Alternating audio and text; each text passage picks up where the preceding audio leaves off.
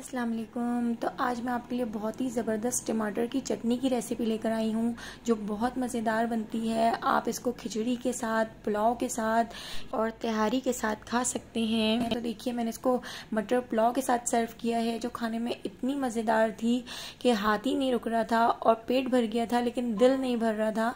तो देखिए हमने आज बहुत ही मज़ेदार टमाटर की चटनी बनाई है। तो चलिए आपसे रेसिपी शेयर करते हैं। तो देखिए बहुत सारे टमाटर हमने यहाँ पर ले लिए हैं। हमने यहाँ पर कम से कम 10 से 12 टमाटर ले लिए हैं और टमाटरों को हम इस तरीके से छोटा छोटा पीसेस में कट कर लेंगे। तो देखिए सारे टमाटरों को हमने कटिंग बोर्ड पर रखकर इस तरीके से कट कर लिया है। तो अगर आपको कम टमाटर लेने हों और कम चटनी बनानी हो तो आप इसके हाफ टमाटर भी ले सकते हैं। तो देखिए चटनी हम सरसों के तेल में बनाएंगे जो बहुत मज़ेदार बनती है। तो सरसों के तेल के अंदर मैंने एक रोटी का टुकड़ा डाल दिया था और रोटी के टुकड़े को मैंने थोड़ा सा जला लिया है ताकि तेल की जितनी भी स्मेल हो वो ख़त्म हो जाए। तो अब हम इस रोटी के टुकड़े को निकाल देते हैं। इस चटनी को सरसों के तेल में बना के देखिएगा, बहुत मज़ेदार लगती है। तो देखिए ये सारी चीज़ें हमने इस चटनी में यूज़ करनी है, हमें ये सारे मसाले इस चटनी में डालने हैं। तो चलिए आगे देखते हैं। तो देखिए यहाँ पर हमारा जो तेल है वो हल्का गर्म हो चुका है। बहुत ज़्यादा तेल गर्म नहीं करेंगे वरना हमारे जो मसाले हैं वो जल जाएंगे। तो देखिए यहाँ पर हमने कलौंजी, राई, मेथी दाना और हमने यहाँ पर ज़ीरा, साबुत लाल मिर्च और कड़ी पत्ता ले लिया है और इन सारी चीज़ों को हमने ऑयल में डाल दिया है और लो फ्लेम कर दिया है ताकि मसाले जल ना जाएं। तो देखिए अब हम इन मसालों को थोड़ा सा फ्राई कर लेंगे, इतना फ्राई कर लेंगे कि मसालों का कलर अच्छा सा चेंज हो जाए और बहुत अच्छी सी खुशबू आने लगे। तो देखिए गरम गरम ऑयल में हमने ये सारे मसाले ऐड कर दिए थे। अब हम इसमें ऐड कर देंगे हल्दी पाउडर। तो देखिए बस साथ साथ हम सारे मसाले ऐड करते जाएंगे। अब हमने इसमें हाफ़ टी स्पून नमक ऐड कर दिया है और हम ये सारे कटे हुए टमाटर भी इसमें ऐड कर देते हैं साथ साथ। और अब हमने इन टमाटरों को बहुत अच्छे तरीके से भून लेना है। तो देखिए हमें इनको इतना पका लेना है कि टमाटर अपना पानी छोड़ दें। टमाटरों का पानी छोड़ने तक हम इनको पका लेते हैं। अब हम इसको कवर कर देते हैं ताकि टमाटर सॉफ्ट हो जाएं। तो देखिए टमाटर थोड़े से सॉफ्ट हो चुके हैं और टमाटरों ने अपना पानी भी छोड़ दिया है। अब हमें इस पानी को खुश्क करना है, हमें इस पानी को ड्राई कर लेना है और इन टमाटरों को हमने बहुत अच्छे तरीके से भून लेना है। टमाटर के अपने पानी में ही हमने इसको पकाना है, हमने इसमें अभी फ़िलहाल कोई एक्स्ट्रा पानी ऐड नहीं करना है। तो देखिए चमचे की मदद से हम इन टमाटरों को इस तरीके से तोड़ते जाएंगे और भूनते जाएंगे और इसके पानी को खुश्क करते जाएंगे।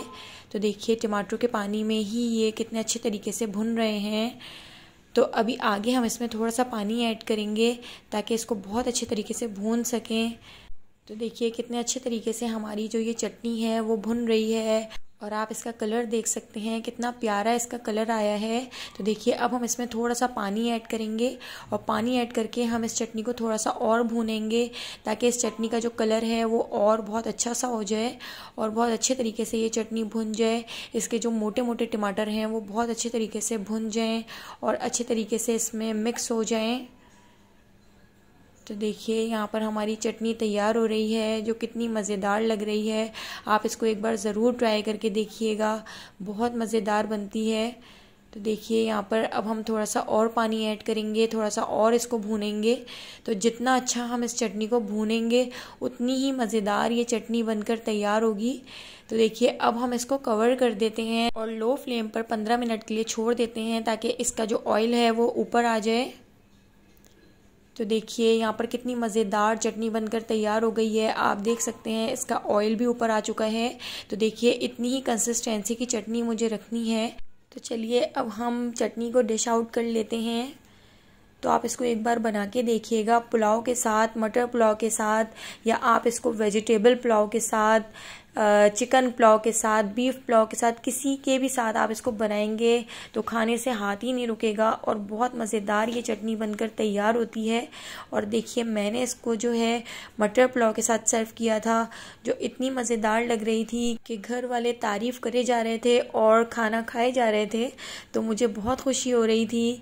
तो देखिए कितना मज़ेदार यहाँ पर हमारा पुलाव भी बनके तैयार हुआ है। तो इस पुलाव की रेसिपी मैं आपसे जल्द ही शेयर करूँगी और चटनी आप देख सकते हैं कितनी मज़ेदार लग रही है। तो आप मेरी इस रेसिपी को एक बार ज़रूर ट्राई कीजिएगा, आपको बहुत पसंद आएगी। और मेरे चैनल को सब्सक्राइब कर दीजिएगा, बेल आइकन को प्रेस करना बिल्कुल भी मत भूलिएगा, ताकि हर नई आने वाली वीडियो का नोटिफिकेशन आपको फ़ौरन मिल सके और आप मेरी सारी वीडियोस वॉच कर सकें। तो आने वाली वीडियो तक मुझे दीजिए इजाज़त। अल्लाह हाफ़िज़।